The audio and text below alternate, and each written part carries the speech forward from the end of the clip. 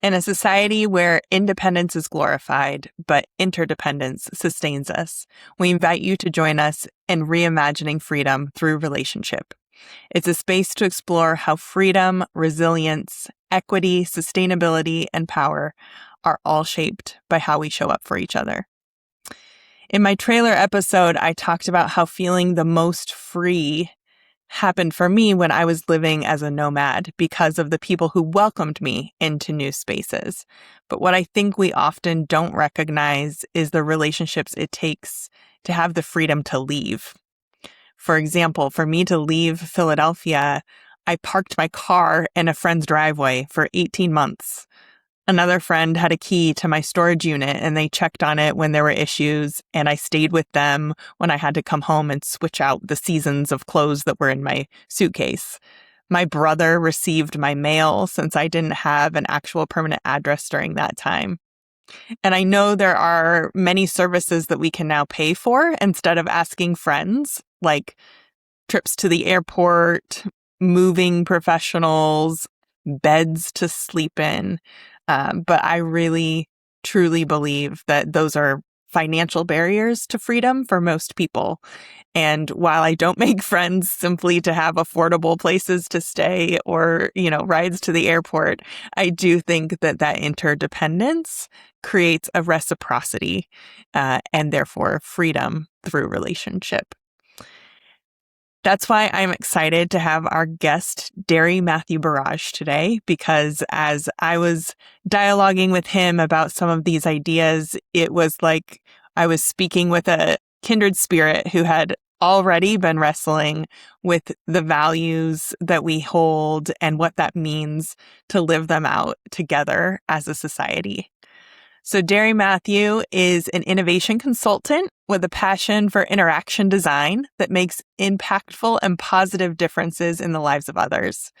I got to be a part of one of the new experiences that he is piloting and designing that was inspired by the USA's 250th anniversary, called Make America Again. Darrie Matthew is an avid reader, and true to his community values, he organizes a reading group. And he and his partner and son live in Milwaukee, Wisconsin. So welcome, Darrie Matthew. Is Hey. there anything that I left out, something that people might not know about you? Yeah. Well, they may notice about me or sense it, but just to name it is that one of the biggest compliments that I've ever received in my life was that um Darrie interacts with people, facilitates, leads, you know, he interacts with people as if they're friends. Mm. And friendship is very much a cornerstone archetype, of how I come at folks relationally. Like I dive in deep with folks. I act like we years deep. Um, Yes. like I entertain the pleasantries, of like, what do you do and how are you and stuff like that. But like I get in there with people to really connect on a deeper level. Like I want people, just like in friendship, I want people to feel um like there's already trust between us. So I guess one thing to add is that like I try to be your guy, you know, and try to connect on real deep levels. I am excited for how that will show up in our conversation today. So let's get started with our foundational Yeah. question. Darrie Matthew, who do you love? Whew. I love. Um, so there is this. So there's this movie, Chris Rock movie, uh, and the premise of the movie was that he was campaigning to be the first Black president. So this is now a few years before Barack Obama. And it was the scene the movie's called Head of State. And there was Hmm. a scene where he was in a debate and he says that I'm a real American. I've been high. I've been broke. My credit is horrible. They won't even take my cash, he says, so, and that is that kind of characterizes is who I love.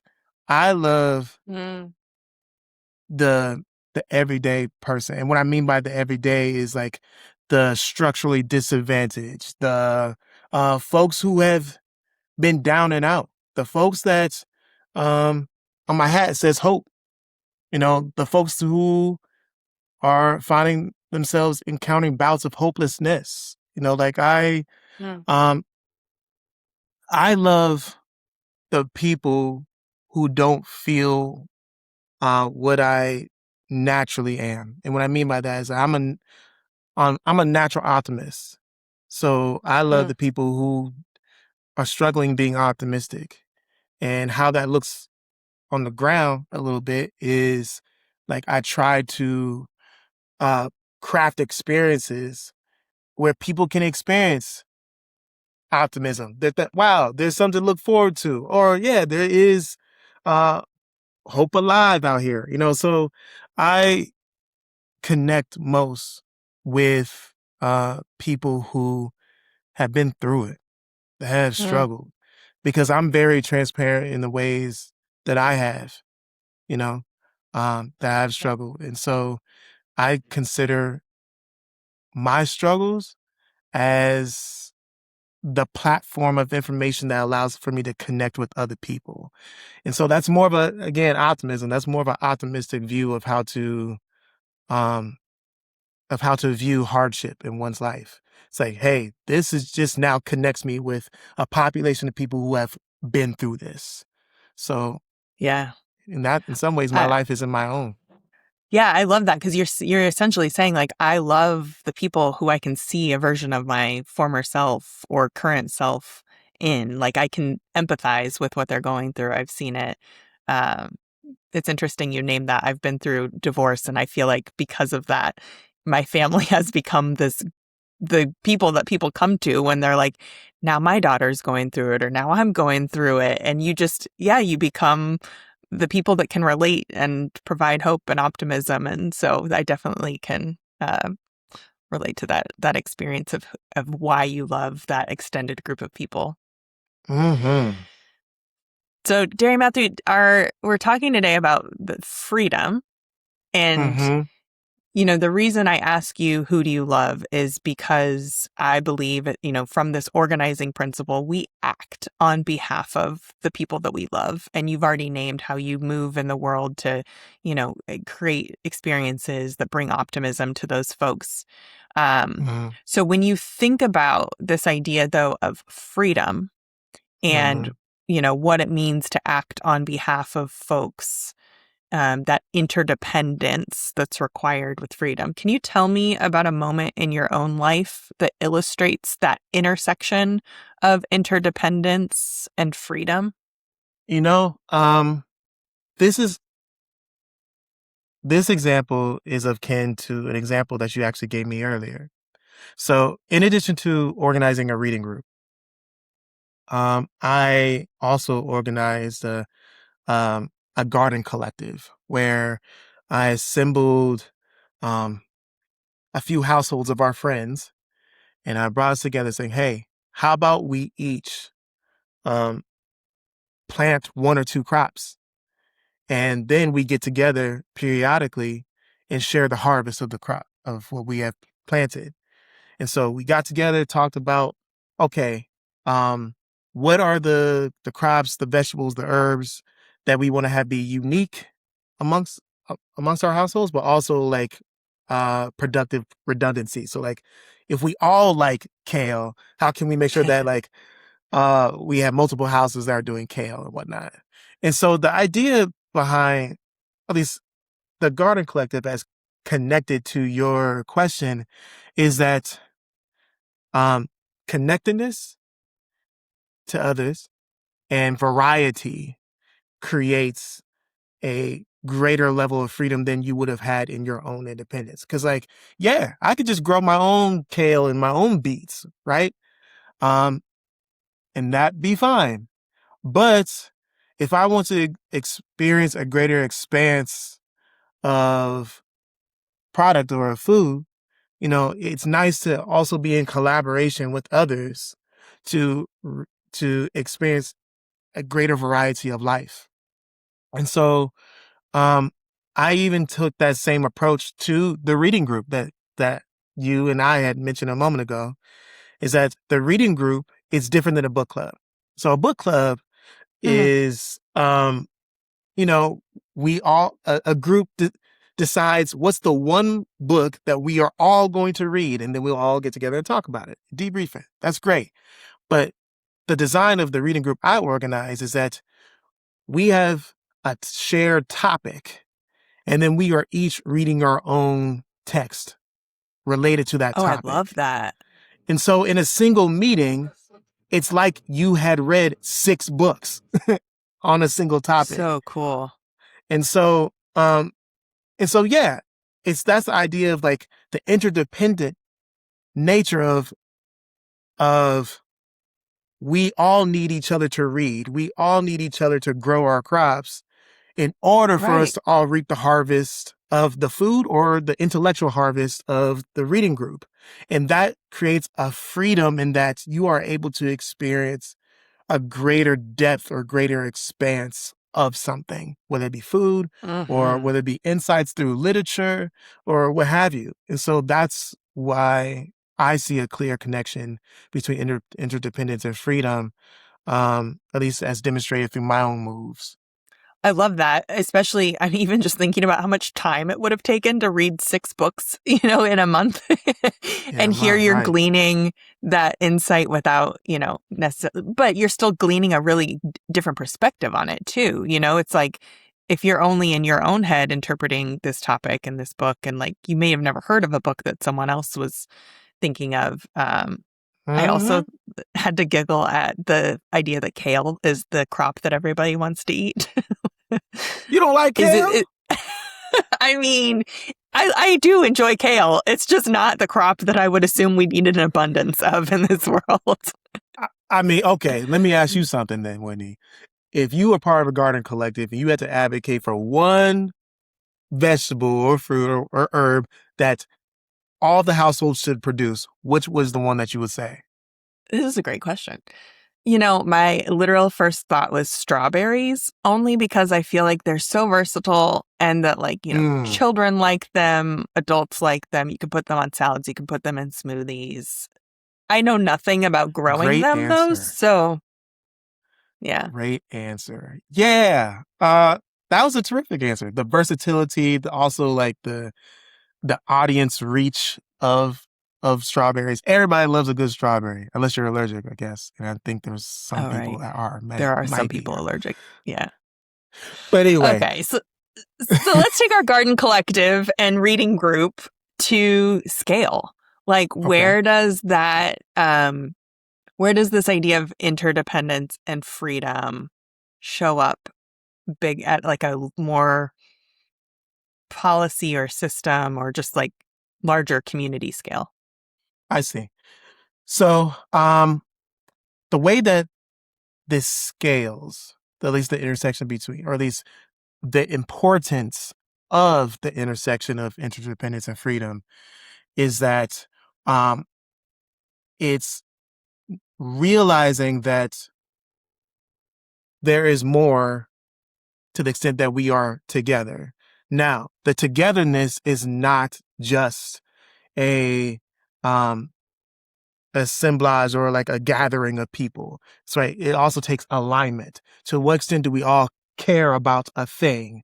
To then leverage our talents, our networks, our resources, our materials, our finances sometimes to um to produce a particular outcome or to affect a particular change, right? And so Mm-hmm. what this does is that it involves um at like the relational social level, you could just text some friends about, hey, let's form a garden collective. I got this idea, right? But as you scale up to a more organizational or institutional level, that takes um, uh, stakeholder engagement and analysis, right? So it's like, okay, given this topic, the change that we're trying to affect or like the outcome we're trying to produce, who are all the voices involved, right? Mm-hmm. And then it's like, how do I engage those voices to learn what their perspective is on that topic, on said topic, right? Because it's okay to jump into any endeavor with hypotheses, right? So we can even Mm-hmm. call them like assumptions about what farm workers would say about a thing. What would state or local representatives, elected officials say about this? Like we could hypothesize, but that's the part where you get from just the gathering of people to like the engagement of people, where we're like actually um, connecting with folks to hear what is their perspective on the topic, right? And so in doing so, when we come to a point of gathering people, uh, there are degrees of alignment. And so Hmm. on the outer ring, if you will, there might be like, I just flat out disagree with that approach or that direction, whatever, right? But then in from there is like, I am, I don't somewhat like it so much. I got some grievances, but I'm willing to go forward with it. That's where compliance is, right? Then and from Yeah. there, we get like alignment where it's like, you know what? I I am willing to go forward and alongside you all with a greater enthusiasm than my compliance. But in the middle of this range is actual true agreement. Like this is like Yeah. I is as if it had come from my own mind, right? Like we are seeing eye to eye on everything about this. I think that oftentimes when we are trying to forge ahead with a particular venture and having other people in mind or working alongside other people, we're trying to get at agreement. But agreement can actually be quite difficult to get, Yeah. right? So how can we just kind of settle on alignment? And not settle as in like succumb to or acquiesce to, but like how can we also feel good about going forward with alignment on something? And alignment has a number of values associated with it, but it's also like humility, having perspective of greater good in mind. It takes the ability to like really take in and weigh and balance different perspectives. And it's also implies a trust, having a faith that like, you know what? Generally, this is going in the direction I wanted to. There's some things I would tweak, but I have the faith that we will be okay. And if we're not okay, am willing to co-own this experience where I will work to correct or make adjustments or shift things to make things be okay again. So Mm-hmm. that's what like I think is part of scaling up where Yeah. we're actually honoring the lives and the voices that are parts of the interdependence.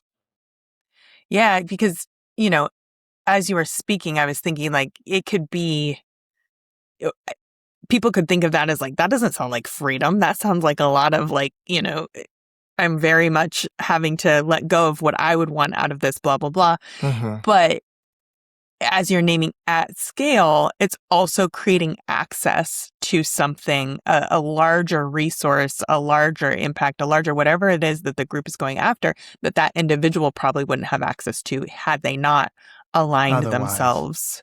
Yeah.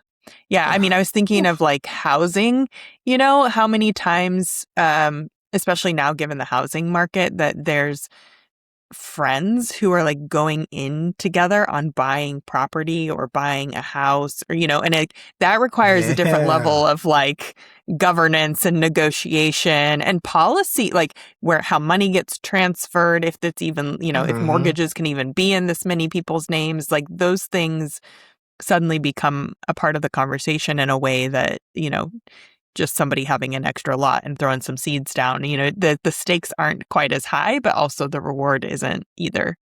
I mean, taking it back down to the altitude of the interpersonal level.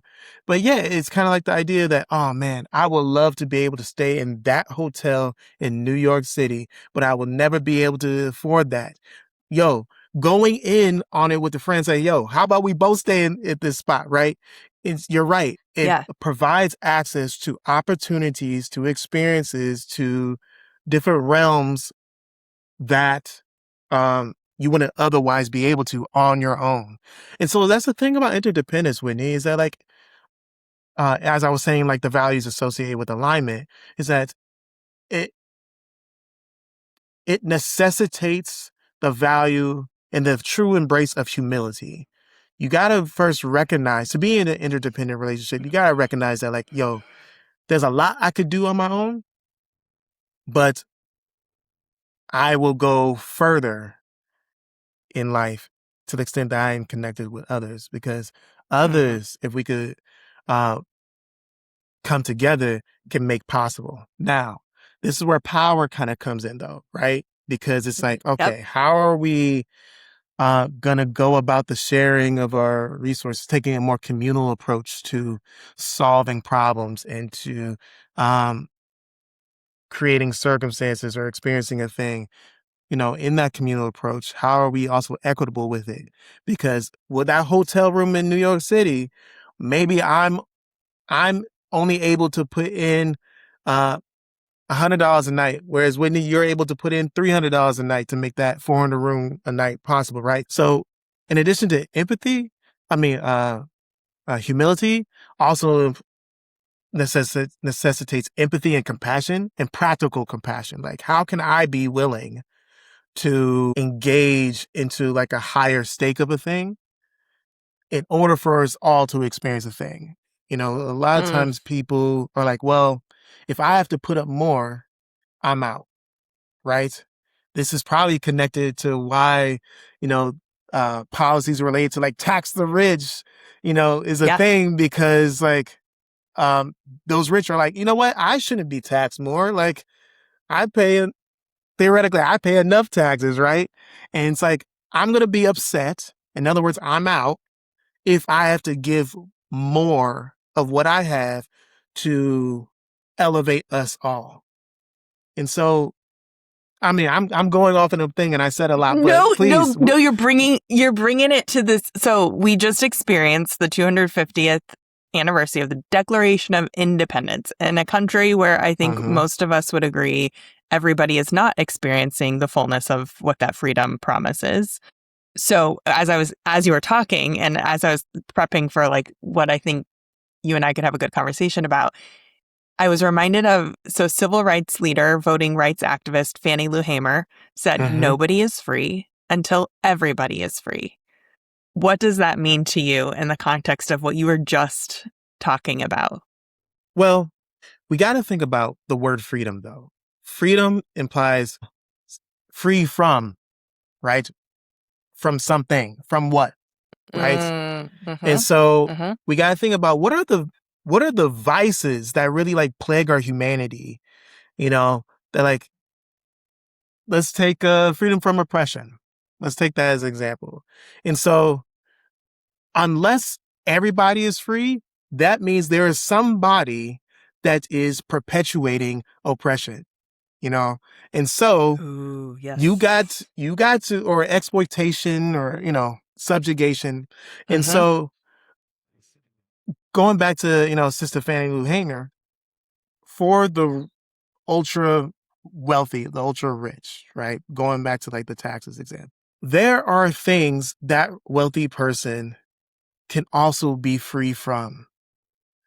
Like, you're probably maybe not even recognize it, but you're so chained to your wealth that that it's controlling and diminishing your level of like humanity or compassion that you have for your fellow, for the earth, for the planet, for people, like. And so it's a real mentality shift of like, everybody needs to address the question of like, what can I be free from? Even the wealthy Mm-hmm. person. And once that wealthy person can realize that they are experiencing their own oppression by oppressing, if there could be a freedom from that, it's far easier to create or cultivate the conditions where everybody can experience freedom. And so it kind of Mm-hmm. points directly, going back to civil rights leaders, it kind of points directly Martin Luther King Jr.'s indictment of America. Because let's not forget that Martin Luther King Jr., yes, he was a civil rights leader, but he was also a pastor. So he was thinking about, on a spiritual level, the soul of America. And speaking to the soul of America, saying, like, you are desecrating your own soul by the way that you are treating your people. And so, Mm-hmm. in that sense, in his indictment of America, he's saying America itself is not free by uh, not upholding true freedom for all of its citizens and people, right? And so, Mm-hmm.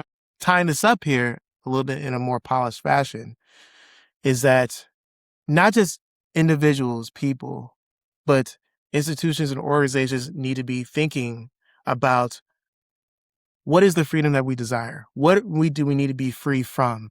Is it an association, like a tie to something? Is it Mm-hmm. free from a particular mentality or a behavior? What do we need to be free from? Because to the extent that we can like become free ourselves, again, ourselves is like individuals, institutions, organizations, right? Then we're in a better position to um, pursue, promote, and protect the freedom of us all. Mm. Yeah, I love how you brought in kind of that spiritual aspect of freedom in terms of, you may have complete financial freedom, but what is that costing your soul? What is that costing your relationships? All of that. Mm-hmm. As you were talking about uh the wealthy, these, super rich, there are groups of people who we have not met, but who we might show up on behalf of. You named kind of an extension of yourself, and the people that you see, you didn't name them by name already. So there are people you've named that you love that you haven't met. But I'm even thinking about like people who you might call your congressperson about, people who you might march in the streets for, people who Mm. you might have consideration for them when you vote, um, people who, when you travel, you might seek out. So just curious, like, who do you love that you've never met and who might not be a part of that close nuclear circle?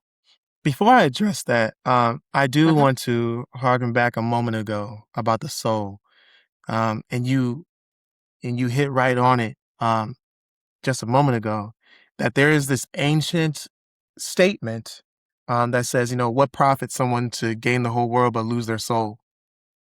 You know, it's Yes. there, Yes. which is to say is that there is something you become shackled to in gaining the whole world. You know, that you lose something deeper, something more internal, something more valuable. You know, Mm-hmm. it's like, Mm-hmm. okay, I'm gonna be a, what do you call it? You know, I'm gonna hustle. Like, I'm gonna try to get as much money as I can, right? But you know what?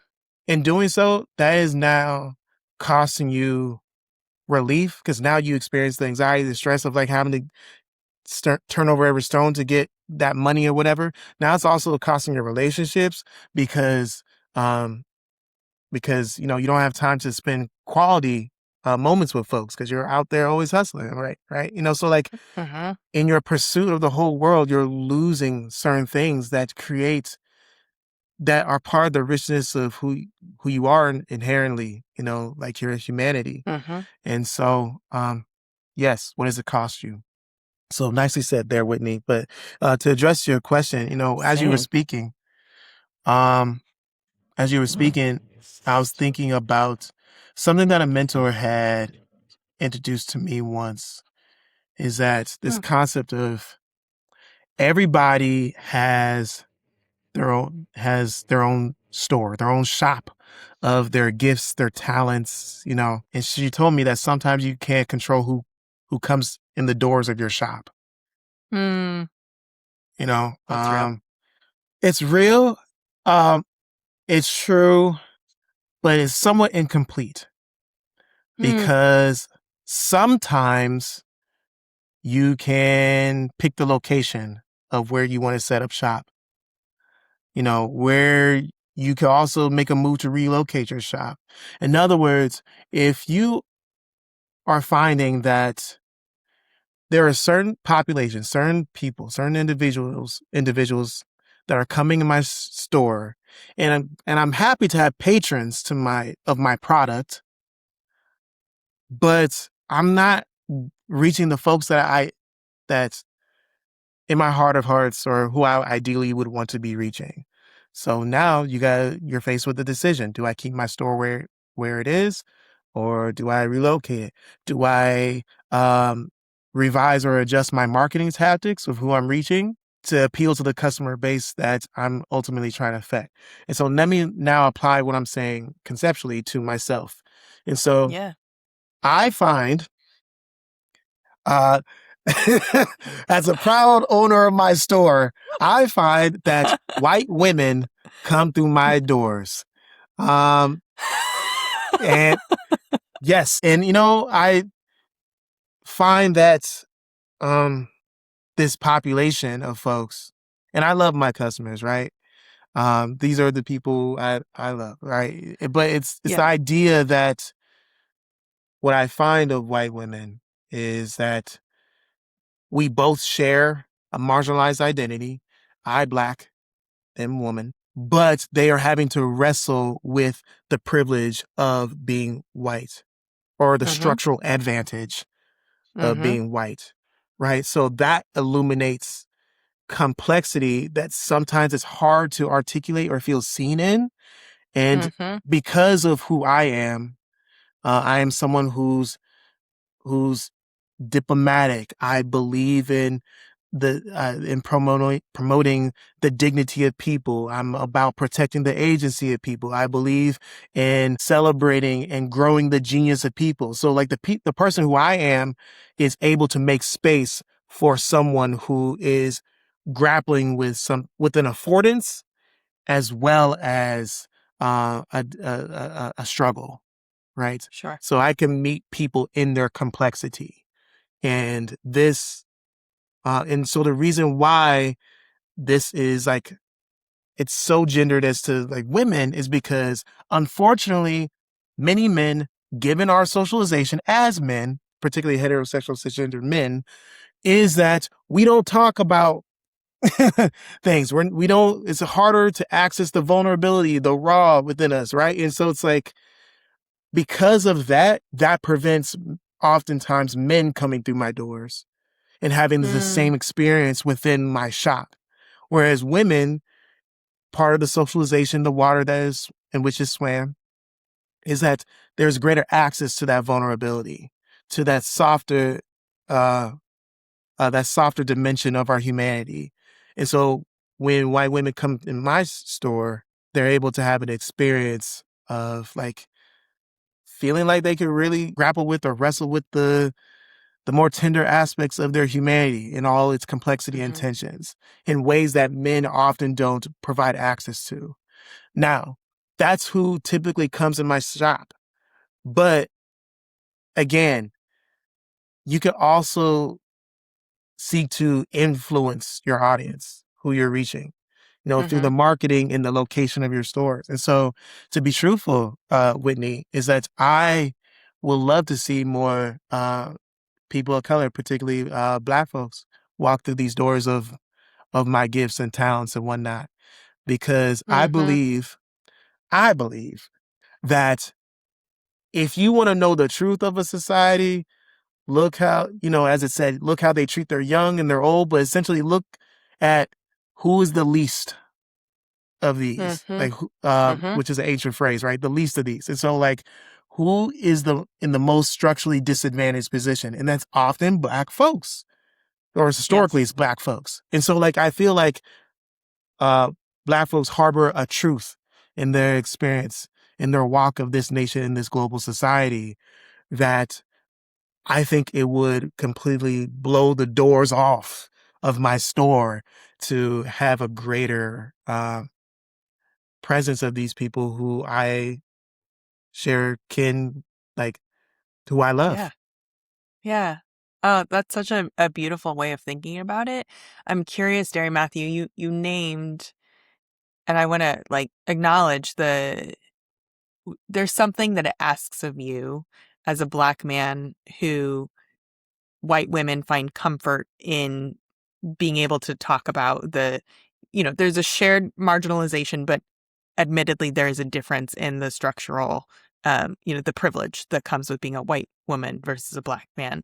That's right. What is that?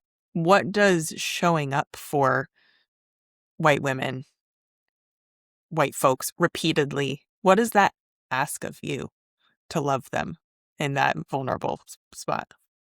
Excellent question. Fascinating question, Whitney. That's, what does it ask of me to love? Um, it asks of me to ask patience of me. Or at least the relationship calls for me to be patient. The relationship also calls for me to be courageous. Mm-hmm. Um, and what I mean by courageous is that to challenge or to say a thing. And, fear is what necessitates courage. There's no need for courage without fear, right? And so the fear for me is that, historically speaking, there could be a misstep or mistake or a perceived misstep or mistake that could cost me my life, right? Yep. Uh, we know this about the famous example and story of Emmett Till, right? But there's been Mm-hmm. hundreds, if not thousands, of Yeah. circumstances where um, there has been a great risk or cost of the perceived threat of a white woman, right? Yep. Yep. And so now the cost for me may not be my life, but it might be aspects that create my life, right? It could be a loss of a Mm. relationship, it could be a loss of an opportunity, it could be the loss of a reputation or like putting a reputation at risk, right? And so with those things to fear, the opportunity for courage that it presents is like, how can I how can I sophisticate my craft, my product, where I'm able to Mm. speak in a way that challenges, in a way that it reveals a truth or reality that's not being considered, while also holding the tenderness of their humanity. I think that Mm-hmm. it is a skill that everybody should develop. Is I would encourage is like, how can you speak truth in a way that can be heard, you know? Yeah. Um, and without having to tap dance and engage in platitudes and whatnot, right? Like how can, Sure. because that is another intersection, another dimension of it is like, how do you speak truth in a way that is skilled or strategic while also being true to who you are? And I am, more times than not, am able to like navigate that intersection well. Cause I mean, That is a gift. because the brand of Darrie is like, I'll say a critical what I think is an insightful thing, but I'll also like soften the mood with some levity of a joke, or like, so yeah, it's really thinking about like how the grounded purpose is like, how can I connect to this individual? Thank you for being honest and vulnerable about that. I think that what you're naming is such a reality for so many different identities of people in terms of what it takes to show up um, in a conversation with someone to overcome that fear, to um, know the stories of what a misstep would be. Like all of that weighs on someone's freedom. All of that, Hmm. mental gymnastics around, will I be misperceived if I say this way, or do I have to tamper how I say it so that I will be?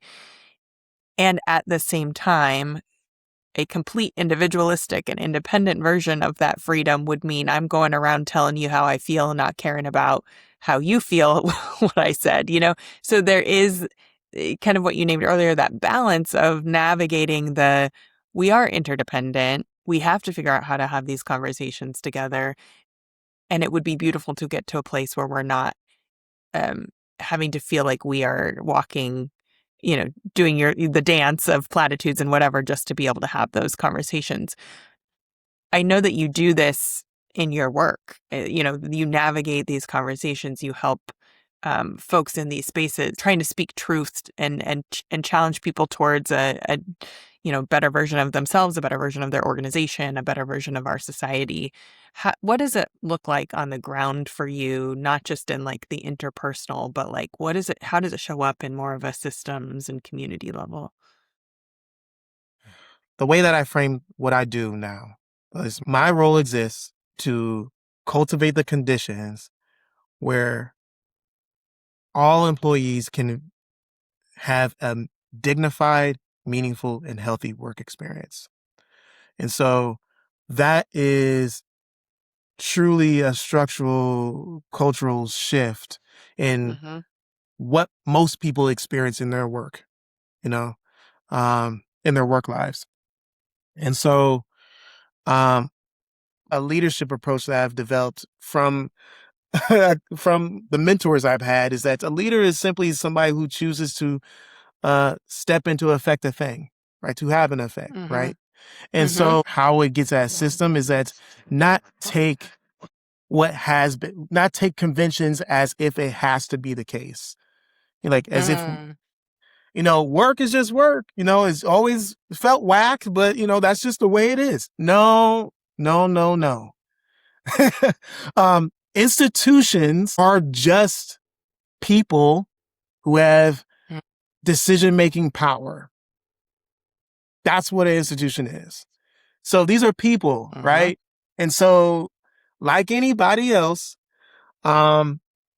people want to experience and feel different things, but also people can be influenced and to make a different decision, because that's what consulting often is. It's influencing, Yeah. it's providing the information that can lead to a different decision. And so that's what I do. Me trying to create conditions that folks can feel dignified and healthy and whole in their work experience is figuring out what is the information needed for decisions makers to make a different decision, a decision that affects policy, a decision that affects procedure, a decision that affects what is modeled in behavior.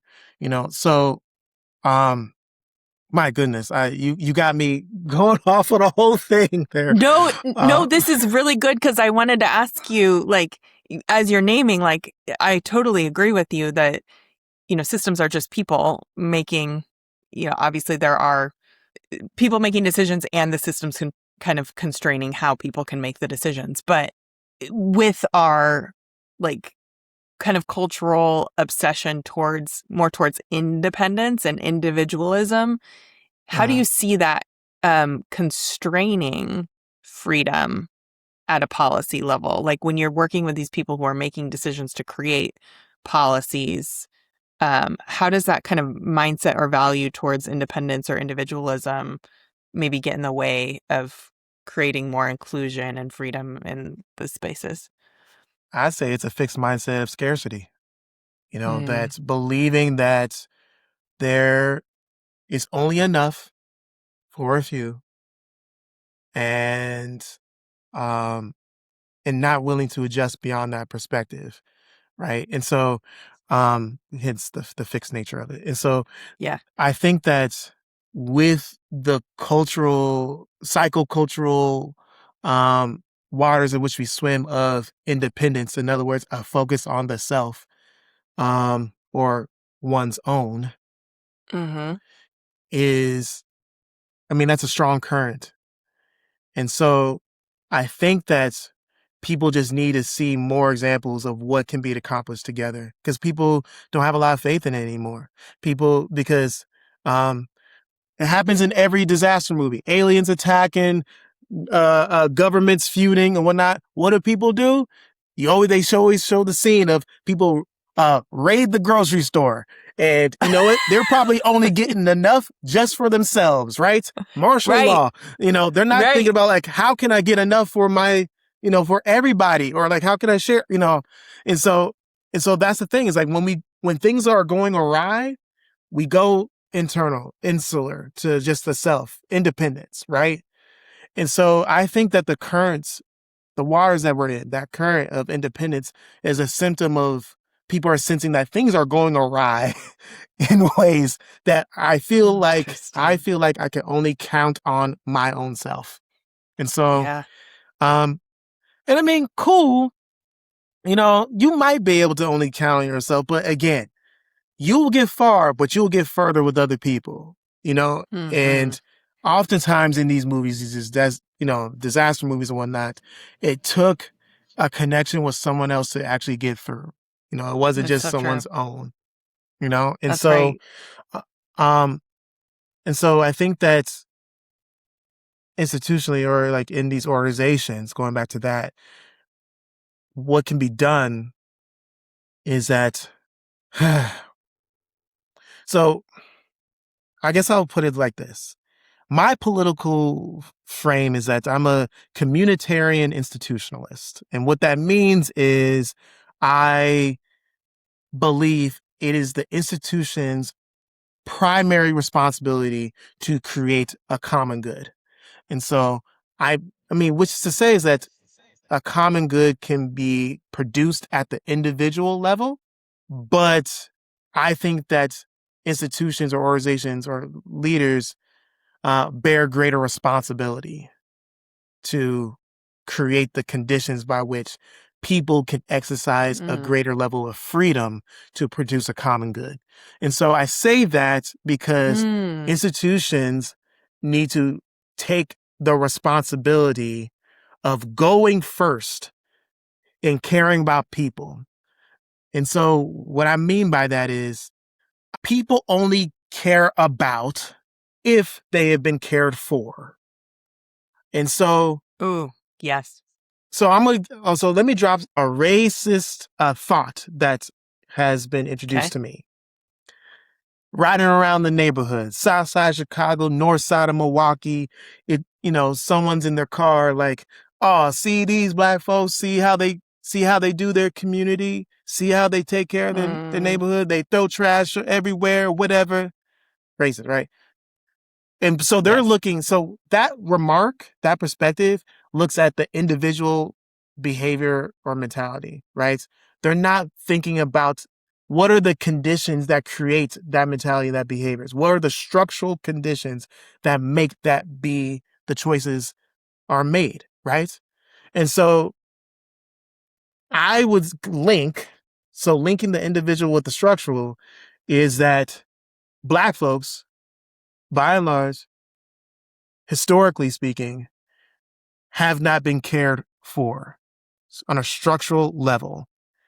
And so you're less likely to care about said street or road or whatever because you haven't been structurally cared for. Whereas if you sit in a position of structural advantage, you know, people use the word privilege and whatnot, right? Mm-hmm. You have a history of being structurally cared for. So it's easier for you to say, how come you know, we take care of our streets and, you know, we have clean libraries or whatever, you know, because you know what it's like. Epigenetically speaking, your ancestors have been cared for. And so it's like, if you want people to care about things, like in your workplace, you know, like in organizations, if you want people to care about the customers, the clients, the procedures, the policies or whatever, you got to show folks that they are cared for. You got to show your employees, your workforce that they're cared for. And there's ways to do that through policies, through programs, through structures, through benefits, you know, through compensation. So yeah, that was you get me going, No, Whitney. you know, it's great. I love it because you were making me think of similar racist things that have been said about immigrant communities and, you know, not, you know, letting their kids run wild, yada, yada. And I agree with the like structural, like people care for. But I also challenged folks like these families systemically are forced to work jobs that are not paying living wages. So these families are, both parents are working 2, 3 jobs just so that they can pay the bills, so there's a roof over their kids' head and that there's food on the table. And so, no, in their limited free time, they're not picking up the trash that gets dumped over in the street, and they're not, able to be home helping their kids with homework. They're putting them in, there are systemic reasons. In community organizing, we often talked about the fact that like people typically, I'm not negating personal responsibility completely, but people typically make the best choice of the choices in front of them with the information they have at the time. And if we are not putting better choices, making better choices available to people, they don't have the freedom to make a different choice. And they are interdependent on these systems, the communities that they live in, for the choices in front of them. Yes, we can argue that, you can move, you can put yourself in a different environment, you can but there's still systemic and structural factors that are influencing people's choices. And therein is the exploitation, I say. Like, so going back to the workplace example is like, yes, there is an interdependent relationship between the employer and the employee, right? Employee produces, engages in labor that the employer, compensates them for. Interdependent, right? Mm-hmm. This is how the organization gets value, and whatnot, reputation, and the employee gets, compensated for it. However, when you create conditions where employees have to go through hell and back day in and day out, week in, week out for that compensation that's probably not commensurate to the level of labor and stress and whatnot that they're engaging in, now we have an exploitive interdependence. Because that's the thing, Whitney. Mm-hmm. And please don't take this as like a critique but the word interdependent is not enough, in that interdependence on its own sounds cute, right? We chalk it up as a virtuous circumstance or condition, right? But oftentimes in workplaces, oftentimes in our nation, going back to what you're saying about about immigrant circumstance, there is exploitive interdependence, where we need each other. But given the power that's afforded to me, I'm going to make you go through hell and back for the little that you're going to get in return. So there's not even like equitable or like a more humane reciprocity in the relationship, in the interdependent relationship. So we got to move away from exploitive interdependence to something, I don't know, you could say dignified interdependence. You could say compassionate interdependence, whatever. Mm-hmm. And there's something more virtuous, there. And because, and that goes back to what I was saying about like the idea about scarcity and fixed mindset toward that scarcity. It's like, I as the employer can only give employees this much. It's just, there's not enough to go around. Well, how can you say that if your shareholders and you as leaders, you get a raise that's super wild, but, your employees only get like the cost of living increase every year, Right. so like you kind of have to like, again, interdependence or at least a more virtuous interdependence requires us all to for real look in the mirror and operate from the place of humility and compassion and faith that it's okay. I will be okay on the other side of the thing that I'm giving up. That's Mm-hmm. what faith is. Faith is like you being out in the middle of the sea in a boat and believing that although I can't see land, the current will take me there one day. I may not be able to see it. That's why MLK, going back to that brother, he was like, yo, I see the promised land. I may not get there with you, he said. Right. But I see it. I believe in it. I have a faith approach that like on the other side of this thing that I have to give up or adjust, it will be okay. And we will all be better off for it. if I could just like give this thing up, whether it's a little bit, whether it's more of paying taxes, whether it's, think about it in love languages, whether it's more of my time, whether it's more of my energy, and Yeah. be a good person out here, right? Because then it's like going back to what you were saying, Whitney, about like you were able to like be in your nomad bag because people like you. They are willing to have you in their homes, So be a good person out here. It will come back to you. I mean, I even just, as you were talking, Martin Luther King and where we're headed, like having faith in where we're headed, I think it also just requires people to have an imagination for a future, for a future that is not just about them, like a future that is communal, a future, like we have to be able to dream and imagine and have a vision that's not just like, what's my big house going to look like? And what's my retirement going to look like? It's like, can we have enough people to believe in a future that requires interdependence? Like if you're not dreaming big enough, you don't see a need for interdependence in the way that like big dreams require. So that's right. Yeah. I know we are coming to time. And this, I know, isn't it crazy? It flew. And there's been a lot of really fruitful things that we've talked about, but I want to make sure to offer you, is there anything that we haven't touched on that you think is important to share in regards to our topics today? Yes. The thing I'll say is that we got to level up as a people. And what I mean by level up is that we focus so much on the individual behaviors, individual decisions or whatnot. And what we do is that we then demonize people or vilify people who might share likeness to that person, right? This is how we continue to have a culture of blame. And blame is being modeled directly from the White House. Oh, those people, they're bad. They come from those countries, they blame it, right?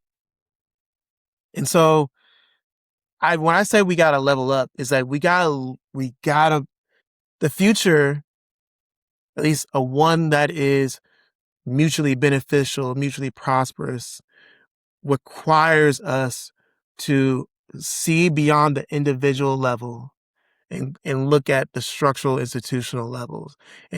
And we spend too much time thinking about, dang, I wish that person would be different, or I wish that person would make a different decision. That person. But we got to be able to imagine and say like, yo, I wish the institution was different. And not just wish it, will it. Like, imagine what that institution would be like. This is going back to what you said in my intro about Make America Again. That was an occasion where we were gathering together to think about how can we just not critique, our institutions in America, but like, what would we replace it with? Mm-hmm. And one of my colleagues recently told me, dropped a real profound fire line on me. He said, like, you know what? People are more apt to edit than they are to create. People want to edit by critiquing or, blaming or whatever. Controlling even other people, which goes back to exploitation right now.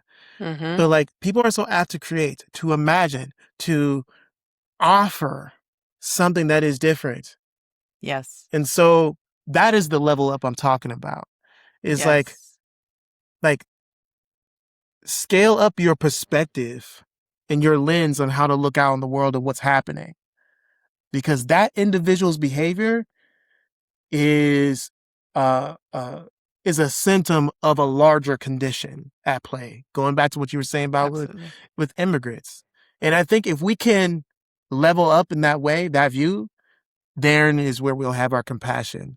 And if we can be more compassionate to one another, we're more likely to be connected to one another. And if we're more connected to one another, we could be engage in equitable interdependence and not exploitative Yes. interdependence. And then when we are able to like really engage in that equitable independence, we will then be able to like experience a greater expanse of freedom because there will be more available to us Dropping bars. than ever before.